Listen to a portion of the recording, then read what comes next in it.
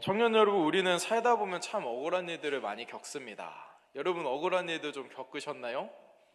저도 이 사역하다 보면 참 억울한 일들을 많이 당하는데요. 내가 죽어라고 준비하고 열심히 수고해가지고 해놨는데 이제 누군가가 그 공을 가로채려고 한다던가, 그래서 직장 상사들이 대체로 그러죠. 그런 일들 당할 수도 있고요. 어떤 사람은 이제 나를 이용해서 자기의 유익, 그리고 자기가 빛나고자 하는 사람들도 있어요. 뭐 더 와닿게 얘기하자면 조별 과제 때 잠수 탔다가 막판쯤에 나타나서 이름 좀 올려달라고 하시는 분 요즘에 있나요?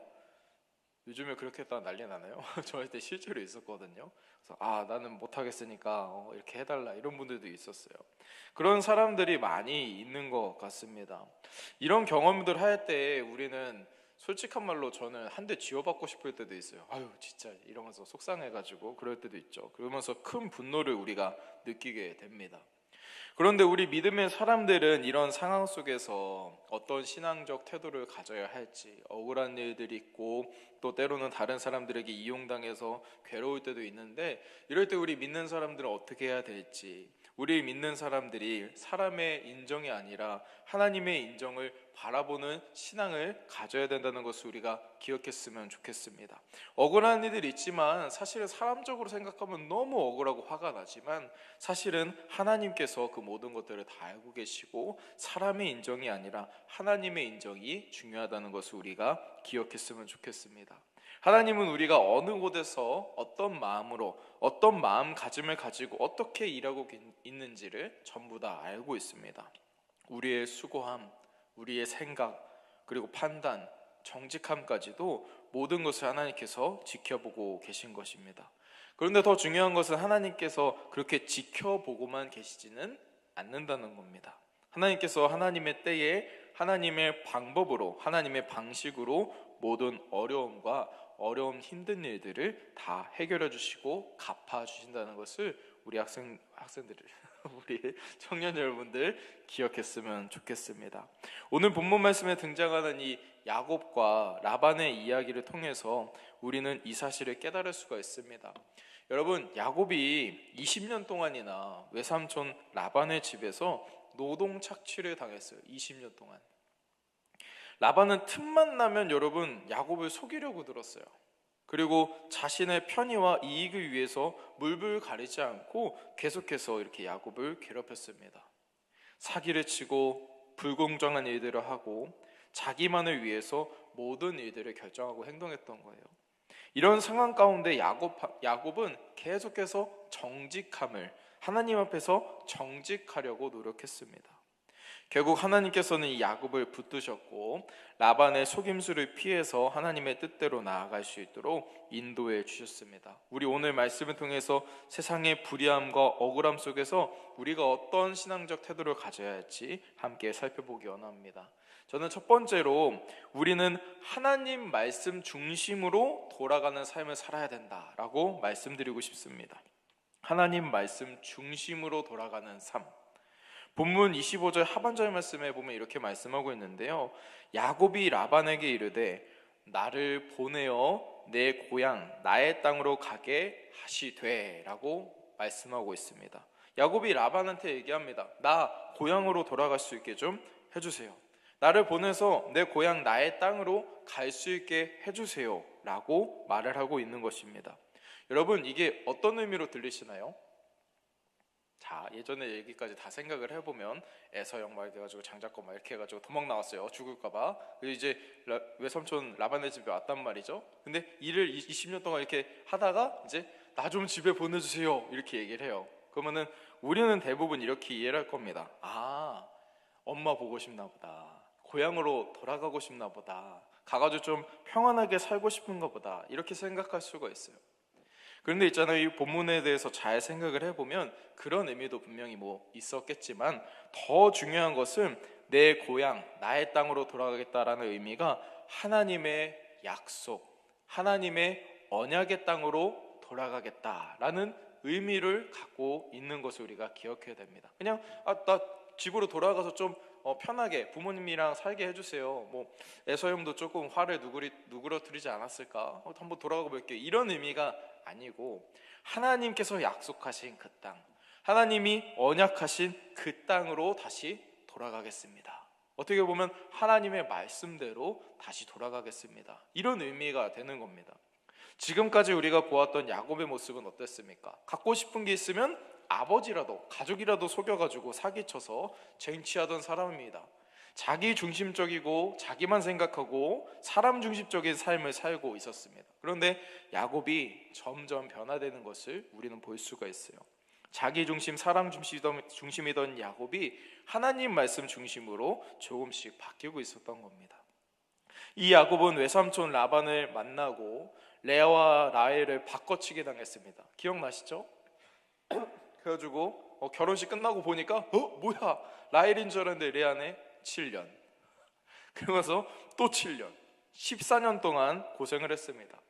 그리고 이후에 창세기 31장 이제 넘어가서 보겠지만 31장 말씀에 보면 라반의 양떼를 위해서 6년을 더 일했어요. 6년을. 그래서 꼬박 20년, 총합 20년을 라반의 집에서 종처럼 일하면서 지냈습니다. 지난번 설교 때도 말씀드렸지만 야곱은 이렇게 긴 기간을 지내는 동안에 자기 자신을 돌아보고 장자권 뺏으면서 자기도 이제 속임수를 썼잖아요. 그런 모습들을 생각하고 회개하고 변화되는 시간이 되었을 거라 생각이 듭니다. 그렇게 야곱은 자신을 돌아보고 점점 변화되어서 하나님의 말씀의 자리로 돌아가게 되었습니다. 그런데 여러분, 그래서 모든 일들이 다 술술 풀렸을까요? 그렇지가 않습니다. 라반은 이 야곱을 쉽게 놔주지 않았어요. 라반은 야곱에게 이렇게 말을 했습니다. 본문 27절 말씀인데요, 라반이 그에게 이르되 여호와께서 너로 말미암아 내게 복을 주신 줄 내가 아노니 내가 나를 사랑스럽게 여기거든 그대로 있어라 라고 얘기를 합니다. 하나님께서 내게 복을 주셨다. 내가 보니까 야곱, 너는 하나님께서 복을 내려주신 사람이야. 그러니까 네가 내 옆에만 있어도 나는 많은 유익을 누릴 수가 있어. 그러니까 내 옆에 남아있어. 이렇게 얘기를 하는 겁니다. 어떻게 보면은 굉장히 은혜로운 말씀처럼 보일 수도 있는데요, 하나님께서 너에게 복을 주시니까 내 곁에 좀 있어줘, 이렇게 들릴 수도 있잖아요. 그러나 이 라반의 속내는 정말 더럽기 짝이 없습니다. 저 개인적으로 이렇게 다시 묵상하면서 보면서 와, 진짜 이런 사람이 있나 이런 생각이 좀 들었어요. 라반은 아마 이렇게 생각했을 거라 생각이 듭니다. 내가 너 때문에 이렇게 잘 먹고 잘 사는데 좀만 내 옆에 있어줘. 내가 순순히 보내줄 수 없잖아. 조금만 더 부려먹고 조금만 더 복을 내가 더 받아볼게. 이런 의미를 가지고 있었을 것 같아요. 라반은 야곱이 고향으로 돌아가겠다고 말하는 의미에 대해서 전혀 생각하고 있지 않아요. 약속의 땅으로 돌아가는구나. 하나님의 언약을 생각하는구나. 하나님의 말씀대로 한번 살아가 보려고 노력하나 보다. 이런 생각을 전혀 하지 못했어요. 그냥 단지 내 유익, 내 돈, 내가 가지고 있는 명예, 이런 것들만 바라보았다는 겁니다. 라반은 야곱이 어떻게 되든 말든 오직 자신의 이익과 돈을 위해서만 생각하고 행동했습니다.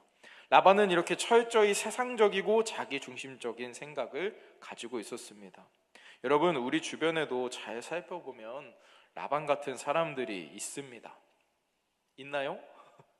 저는 지금은 없는 것 같아요. 수원에서는 이 인간관계가 더 넓으니까 좀 있었는데 부산은 아직 그렇게 만나지 못한 것 같습니다. 근데 여러분, 우리 살다 보면 이런 사람들 만나기 마련이에요. 자기 이익만을 위해서 사람을 이용하려고 들고 상대방이 어떻게 되든 말든 자기만 생각하고 자기 이익만을 위해 움직이는 사람들이 있습니다. 그런데 정말 걱정스러운 것은 그들과 함께 사회를 이루고 이렇게 살다 보면은 우리가 어떻게 될까요? 그들과 물들기가 쉬워요. 대체로 그런 사람들은 직장이나 학교 이런 데서 만나거든요. 피하고 싶어도 피할 수가 없는 관계들이 많이 있습니다. 그런데 그 사람들이랑 같이 지내고 그 공동체 속에서, 그 모임 속에서 함께 하다 보면은 나도 모르게 거기에 물들면서 섞여 가게 되어 있다는 거예요. 이럴 때 우리는 정신을 차리고 다시 하나님의 말씀으로, 하나님이 약속하신 땅으로 돌아가는 결단을 해야 된다는 겁니다. 나는 하나님이 약속하신 땅, 하나님의 말씀에 돌아가겠습니다 라고 다시 한 번 더 리프레시할 수 있는 결단이 있어야 한다는 거예요. 인간 중심적인 생각이 아니라 하나님 중심적인 생각으로 돌아가도록 계속해서 매일매일 결단을 해야 된다는 겁니다. 우리에게도 이러한 결단이 있기 원합니다. 할렐루야. 직장에서 또 학교에서 믿지 않는 분들과 지내다 보면은 분명히 거기에 물들거나 힘들어질 수 있어요. 오늘 담임 목사님 대회배 설교 때도 말씀하셨지만 아내 잘못 만났다가 그렇죠? 여러분 이스라엘 백성들도 우상 안에 이방인들 안에 이렇게 들였을 때 뭐 가봉장적인 세계인데 남자가 말하면 막 이렇게 생각했을 거 아니에요? 전 그렇게 생각하거든요. 뭐 여자가 들어와봤자 근데 우상 막 들어왔어요. 그래가지고 지내다 보니까 물들면서 괜찮은 문화인 것 같은데 멋있는데 물들어가는 겁니다. 그럴 때마다 우리가 거기 사상에 휩쓸려가는 것이 아니라 다시 한번 정신을 차리고 내가 하나님의 언약의 땅에 돌아가야 된다. 하나님의 말씀으로 다시 돌아가야 된다. 이런 마음을 가져야 한다는 겁니다. 그리고 두 번째로 우리는 하나님 앞에서 정직함을 잃지 말아야 된다 말씀드리고 싶습니다. 하나님 말씀대로 돌아가야 하고 하나님 앞에서 정직함을 잃지 말아야 된다. 여러분 정직이라는 단어가 요즘 얘기하기 참 뭐랄까 어색할 정도로 많이 잊혀지고 있는 단어인 것 같아요. 정직한 사람, 정직. 라반은 고향으로 돌아가려는 이 야곱과 임금 협상을 시작합니다. 돈을 얼마나 줄까 이런 것들을 얘기하는 거죠. 보상을 얼마나 줄까. 그래서 이 임금 협상을 시작했는데 야곱이 먼저 말을 꺼냈습니다. 내가 오기 전에 외삼촌의 소유가 이만큼이었는데 제가 오고 나서 예수님이요 여호와 하나님께서 복을 주셔가지고 이렇게 번성하게 됐습니다. 통계로 딱 보여줬을 것 같아요. 제 생각에 몇 마리였는데 몇 마리쯤 된 것 같습니다. 엄청 많아졌죠. 그렇게 딱 얘기하면 뭐예요? 보상을 많이 달라 이런 거죠. 임금 협상, 연봉 협상 하는 듯이 비슷해요. 이에 라반이 대답을 했습니다. 그럼 내가 너한테 무엇을 지불하면 되겠냐? 라고 물어봤어요. 이때 야곱은 한 가지 제안을 합니다. 그 제안은 이런 것인데요. 자, 외삼촌의 양떼 중에 점 있는 거, 그리고 이런 얼룩무늬가 있는 것만 저한테 주시면 됩니다. 그러니까 깨끗한 거는 삼촌 가지시고 점 있는 거, 무늬 있는 거, 이렇게 약간 좀 뭔가 좀 떨어지는 것 같은 친구들 다 저한테 주시면 됩니다. 만약 한마디도 그렇게 점 있는 거, 무늬 있는 거 없으면 저 아무것도 안 받아도 됩니다. 이렇게 얘기를 했어요. 야곱의 제안을 들은 라반은 좋다 그거 그렇게 하자라고 단번에 허락을 했습니다. 그리고 그날 여러분 얼마나 제가 자꾸 라반을 욕하는 이유가 진짜 생각할수록 막 열받는데 그날 바로 이제 야곱이 그렇게 얘기했잖아요. 그날 바로 이 라반이 어떻게 했냐면 양떼 중에 점 있는 것, 무늬 있는 것을 골라내요. 그래서 어떻게 했을까요? 아들한테 보내버립니다. 와우, 진짜 나쁜 놈이죠. 원래 그래도 점 있고 무늬 있는 것들이 있었을 거 아니에요. 그런데 그것을 다 빼돌려가지고 자기 아들한테 넘겨줘요. 쉽게 말해서 야곱이 받게 될 양을 빼돌린 겁니다. 그리고 라반은 일부러 야곱을 3일길이나 되는 먼 곳에 보내버렸어요. 그동안에 어떠한 조치도 취할 수 없도록 이렇게 멀리 보내버린 겁니다. 진짜 매번 느끼는 거지만 라반은 정말 교활한 사람이다. 사기꾼 중에 사기꾼이다. 이런 생각이 듭니다. 앞에서 말은 그렇듯하게 은혜롭게 하지만 뒤에서 남을 속이고 심지어 가족인 야곱을 그렇게 사기치고 등쳐먹고 있기 때문입니다.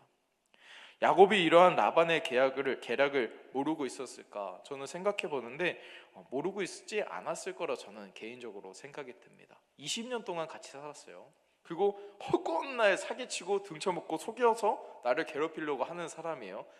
이번에도 뭔가 계략이 있겠구나 이런 생각이 안 들겠습니까? 저는 알았을 거라고 생각이 듭니다. 그가 어떤 사람인지 알았고 어떻게 행동하는지 계속 지켜봤기 때문에.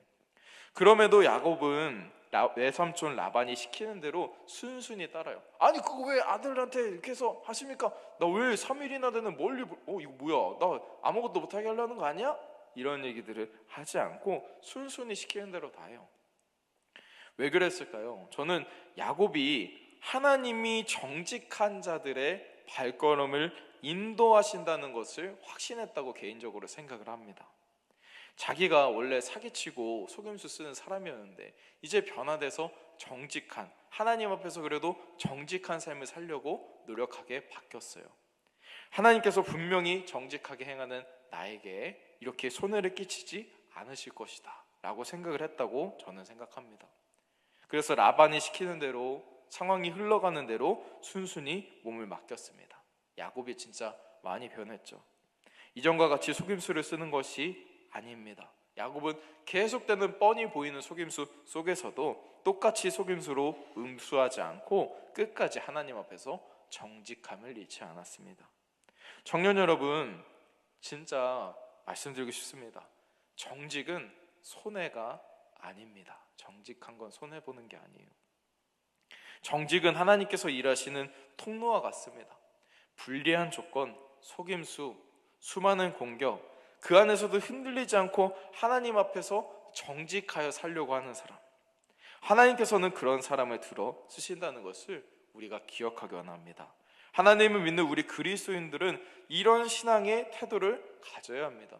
여러분, 때로는 직장 생활을 하다 보면은 적당한 거짓말 필요합니까? 필요하다는 생각 들 수도 있죠, 그렇죠? 이 정도는 그냥 대충 둘러대가지고 넘어가면은 뭐 서로 평화롭게 서로 스트레스 안 받고 정리될 것 같은데 생각 들잖아요. 거기서 정직하게 얘기하면 앞뒤 꽉 막힌 사람 같고 그렇잖아요. 그런데 있잖아요, 사람들이 보고 있습니다. 믿지 않는 사람들이. 그래서 저는 실제로 청년들 중에도 그냥 진짜 어떻게 보면 앞뒤 꽉 막힌 사람처럼 보이고 한편으로 왕따 당할 수도 있어요, 직장 사이에서는. 그런데도 정직을 지키니까요, 나중에 보니까 사람들이 다르게 보더라고요. 그 간증을 하는 청년을 본 적이 있어요. 제가 그래도 그때 정직하게, 다른 사람들 다 사기치는데 제가 안 치고 정직했더니 그때는 욕먹었는데 지나고 나니까 위에 사람들이 다르게 본다는 거예요. 구체적으로 그런 일도 있었어요. 뭐 지금 어차피 상관없으니까. 아니, 그런 직장 다니면은 유류비를 주는 경우들이 있더라고요. 근데 이제 유류비를 넣는데 이제 자기 차에도 넣고 뭐 개인적으로도 타고 다니고 이렇게 계속 그렇게 되는 거죠. 허락 안 받고. 다른 사람들 다 그렇게 써요. 카드를 그냥 자기 차에도 넣고 뭐 놀러 가는 데도 쓰고 막 이렇게 한단 말이죠. 근데 자기는 끝까지 안 그랬대요. 그랬더니 나중에 사람들이 그거 보고 처음에는 이제 왜 너만 뭐 이렇게 된 거죠. 공범이 아니니까 그렇잖아요. 그런데 나중에는 다르게 보고 결국에는 그걸로 인해서 뭔가 이 사람이 다르구나 이런 평가를 받더라는 겁니다. 여러분, 하나님을 믿는 우리 그리스도인들은 정직해야 됩니다. 사람을 속일 수 있지 몰라도 하나님은 절대 속일 수가 없습니다. 하나님 앞에서 물론 순간적으로 거짓말하고 실수할 수 있지만 그래도 정직하려고 최선을 다해야 됩니다. 그리고 마지막 세 번째로 번성함은 결국 하나님의 손에 달려 있다는 것을 우리가 기억하기 원합니다. 하나님의 말씀, 하나님의 약속의 땅으로 돌아가야 하고요. 그리고 정직함을 잃지 말아야 하고, 그 마지막으로 우리가 번성하고 잘 되는 것이 하나님의 손에 달려 있다는 것을 확신하길 원합니다. 오늘 본문 말씀 뒷부분에 읽다 보면 뭔가 이상한 장면이 등장을 합니다. 읽으면서도 좀 이상하지 않았나요? 저도 맨날 이거 보면서 이게 무슨 얘기지? 이런 생각을 했었어요. 야곱이 이렇게 전박이 이제 문이 있는 거 제 거예요 이렇게 했잖아요. 근데 야곱이 이상한 행동을 합니다. 버드나무, 살구나무, 신풍나무까지를 꺾어다가 껍질을 벗겨요. 그리고 흰 무늬를, 그 나무로 흰 무늬를 내가지고 그 나뭇가지들을 양이 물 먹는 데 가가지고 이렇게 세워놔요. 물 먹을 때마다 양이 이렇게 보일 수 있게. 지금 이거 보듯이 뭐지? 뭐지? 이렇게 볼 수 있게 계속 그 나뭇가지를 볼 수 있게 이 무늬가 있는, 흰 무늬가 있는 나뭇가지를 볼 수 있게 만들어 놨습니다. 근데 여러분, 그랬더니 어떻게 됐나요? 그거를 이 나뭇가지를 계속 보고 이렇게 출산한 이 새끼들이 모두 점이 있고 얼룩진 그런 새끼들을 낳게 된 겁니다. 납득이 되십니까? 상황만 보면 야곱이 뭔가 다른 짓을 하지 않았을까 이런 생각도 들잖아요. 한편 이 현대 과학으로 생각하면 전혀 연관성이 없고 이렇게 보고 있으면은 그럼 그거에 대해서 이렇게 새끼를 낳는다는 게 이해가 되질 않잖아요. 야곱이 왜 이런 행동을 했을까요? 한번 생각해 본 적이 있으신가요? 먼저 야곱이 이런 행동을 했던 이유는 고대 사회의 그 시대의 이해를 좀 생각을 해봐야 됩니다. 이 목자들이 보편적으로 믿는 한 가지가 있었는데요. 이 목자들은 야곱이 했던 것과 같이 뭔가 실제로 야곱이 했던 것과 같이 이렇게 줄무늬 있는 것을 보고 새끼를 가지면 줄무늬 있는 것을 난다는 그런 믿음이 있었어요. 무슨 말인지 알죠?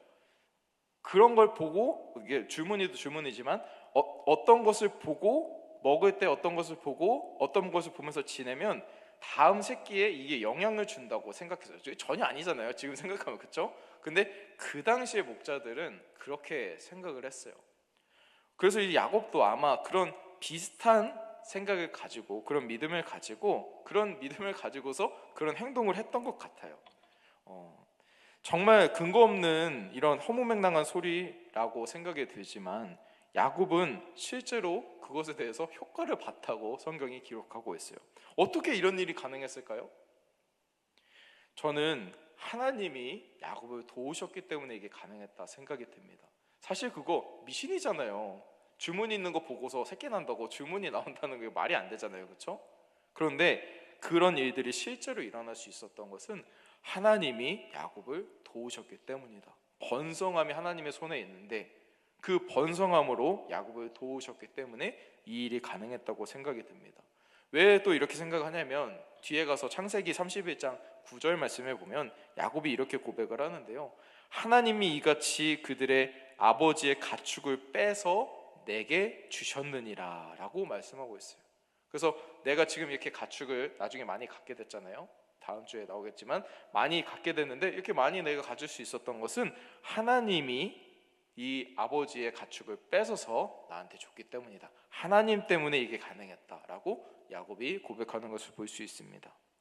야곱의 방법은 고대 목자들의 미신과 같은 거였지만 하나님께서 이 일에 개입하시니 정말 그런 행동이 효과를 보이게 된 것이죠. 하나님께서는 야곱을 축복하시고 번성하시기로 작정하셨기 때문에 가축이 늘어나는 놀라운 역사를 경험하게 된 것입니다. 사랑하는 청년 여러분, 우리 모두 사람 중심, 자기 중심이 아니라 하나님 중심으로 돌아가길 원합니다. 할렐루야. 또 하나님 앞에서 정직함을 잃지 않기 원합니다. 하나님께서는 정직한 자를 들어 쓰십니다. 마지막으로 번성함은 결국 하나님의 손에 달려있다는 것을 우리가 반드시 기억하기 원합니다. 사람의 방법으로는 할 수 없지만 하나님이 개입하시면 하실 수 있습니다. 이 사실을 기억하시면서 이 힘든 사회 속에서, 학교에서, 직장에서, 가정에서 어려움 많겠지만 그 고통들 가운데도 흔들리지 않고 하나님과 함께 믿음으로 이겨나가는 우리 모든 청년 여러분 됐으면 좋겠습니다. 아멘. 할렐루야.